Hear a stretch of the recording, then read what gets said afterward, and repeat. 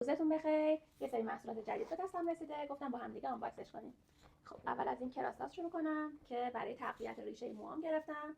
روی موی خشک و روی موی مرطوب میتونیم بزنیم، ولی اگه تمیز باشه بهتره. بعد 4 قطره میزنیم روی مو، ماساژش میدیم، میذاریم بمونه. محصول بعدی هم از کراساس، این مال داخل حمامه. یکم من ریشه موام ضعیف شده، اینو گرفتم از عصاره زنجبیل درست شده. از ریشه تا ساقه میزنم، 5 دقیقه میذارم روی مون بمونه، بعد آب کشیش میکنم.